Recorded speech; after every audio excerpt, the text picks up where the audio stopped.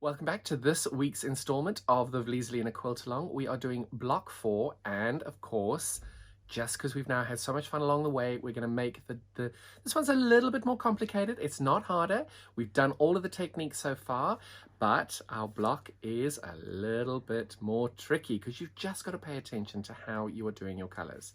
So if you can see over here, as I do every week, I try very hard to lay everything out for you to make it easier. But what I've done over here is you'll see that I've always got the squares in the center. So just like in our picture over here, we've got our orange square going along there. This is our bright orange color that we've got. And what I'm doing is you're going to have 7 of them going along the center of your block. And you can see as I'm going along here, I'm just laying these out roughly along the way. Because we've got half square triangles, you may not get them laying all the way out. As you can see, I haven't managed to get the top 2 rows in, and that is absolutely fine. We're just doing this as an example to show you how you can lay all of your fabric out. So you can see my top row's not laid out, but what's important to remember when we're doing this is you can see we've got the dark prominent orange down there, then we've got a lighter complementary orange on either side of it. So you can see where we've got our squares, on either side of them, we've got a complementary orange as we go through the center. Now, as you're looking around the block as you go, you can see I've got my prominent blue. I'll follow my blue line all the way up as well. Got my prominent blue line all the way up there, but then I've got my complementary lighter blue as I go, and you can see how this lighter blue is nestling into your darker colors. You'll see with the green we've done the same, with the pink we've done the same, and then with our beautiful maroon I've done the same here, and then all I'm doing is I'm just adding in these beautiful lighter lilac colors over here. So you can see that as you're going along, you've got these complementary colors that go along to build up this block. Now, if you've not chosen to use the colors that we're suggesting in the quilt-along here, that is absolutely fine. No problem with that at all. But I do suggest whatever colorway you're using, whether you're using our colorway or your own, lay everything out. I do think sometimes it's quite good if you've got a nice big space that you can lay everything out just to make sure that it's going to work.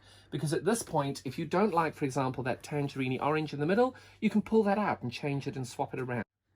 So I've got my complementary pink, my complementary orange, but I've got 1, 2, 3, 4, 5, 6 of those. So I'm going to take all 6 of these together and I'm going to sew all of those into one series of half square triangles. Now, for me, it works easier doing one block at a time. So what I'll do is I'll go and sew all of these together. Then I'd square them back up to 5 inches because we know they're going to be 5 inches when we get to putting them all together. And then I'm going to put them back into my block and bring it back. When I've finished that, I'm going to do these ones, and I'll do those 4, and then I'll do these 2. And once I've trimmed them all down, I put them back into my block. Once you've done that, you've got 49 squares, and just like before, you're going to sew them together in strips. But I'm getting ahead of myself. Let's do these together. Now, half square triangles. Now, there are many ways you can do your half square triangles. For myself, I quite simply I'm doing 5 inches, so these are 5 3/8 squares, cutting across the long diagonal, and then sewing a 1/4 inch down here. You're then trimming it to being 5 inches unfinished, and that'll end as 4.5 inches finished. There are many other ways you can do this. Choose the method that works for you. For myself, I like to do this, and this is how I do it. Because this is on the bias, I make sure I do as little movement as possible. I try and let the sewing machine do all the work for me by using the feed dogs.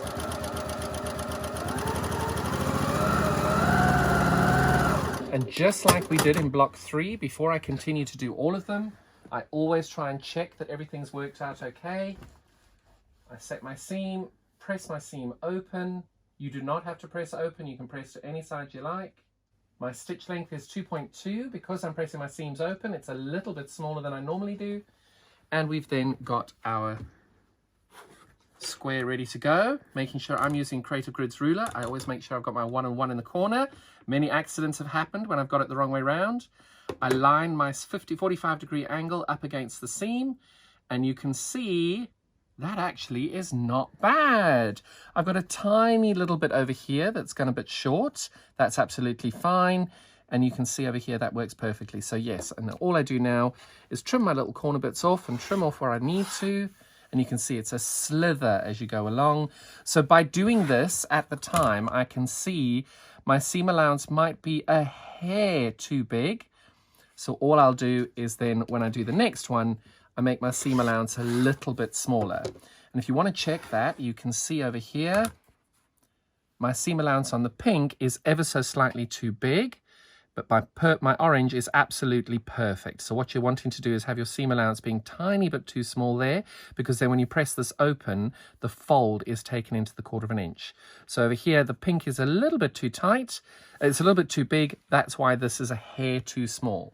So all I do now is when I do my second half square triangle, my second of many, I make sure I just move everything in a tiny bit more. So I just make my seam allowance a teeny bit smaller.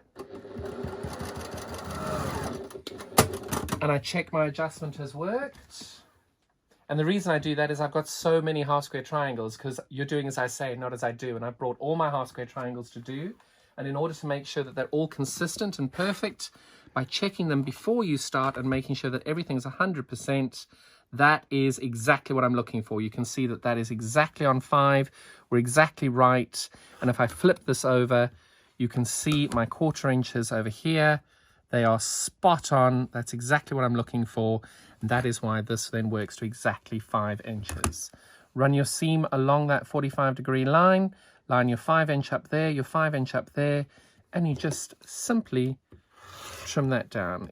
And last but not least, so now I know that that is the exact point that I need to sew everything to.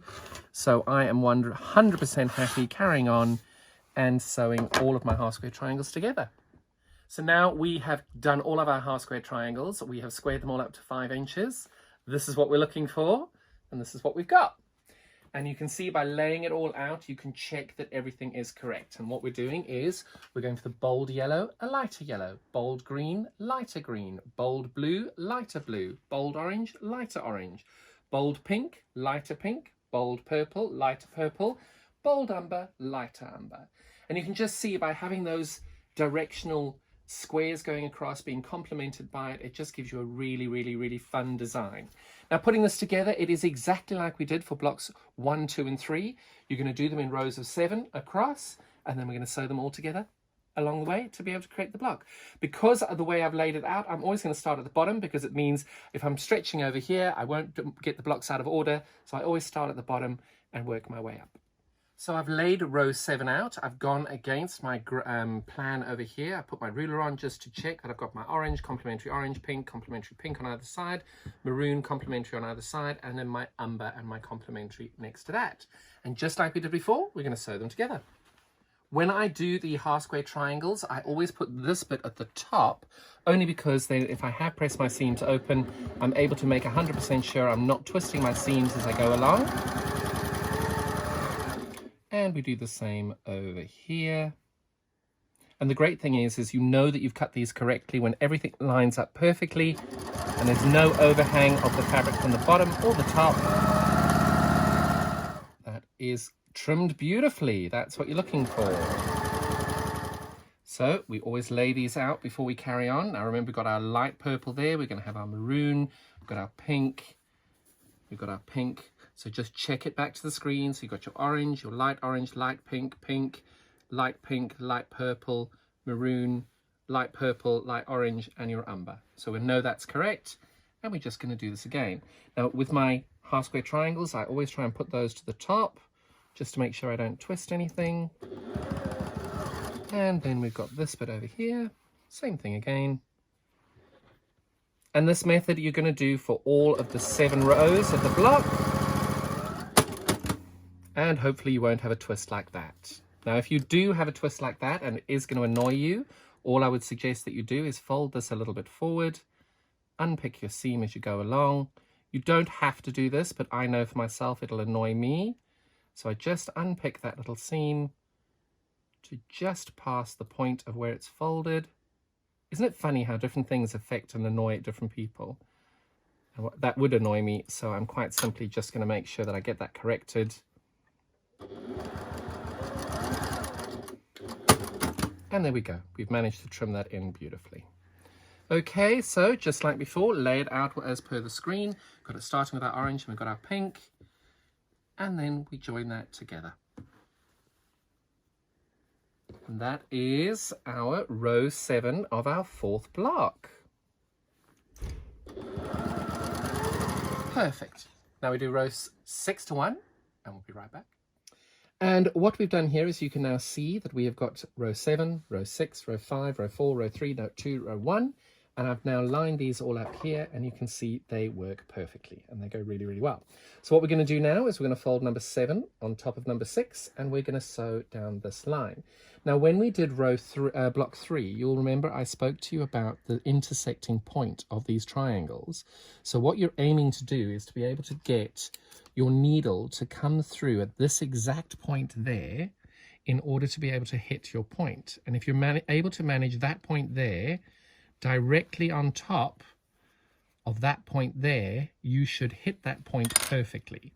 Now, you are more than welcome to use your quilter's grid for this, and it just means that you've just got to be really accurate in how you lay everything out. I personally prefer to do it this way because I feel I've got a little bit more control on the half square triangles. If I'm just doing the squares, absolutely quilter's grid is my go-to product. And needle down, and I make sure that I've got this all aligned up perfectly, and I do. And now we pray we get it right. And then this one, we haven't got any triangles to lay out. But we still try and catch those points in between them. So if you press your seams to one side, you nest those beautifully together. And because we're doing another triangle point over here, I'm just positioning those to check that I've got that in the right place. I think I do. And you do that all the way along for all 7 of your rows. Don't worry, I'm going to show you if I've hit those points. Fingers crossed we did. Oh, I think I missed that one, but that's okay.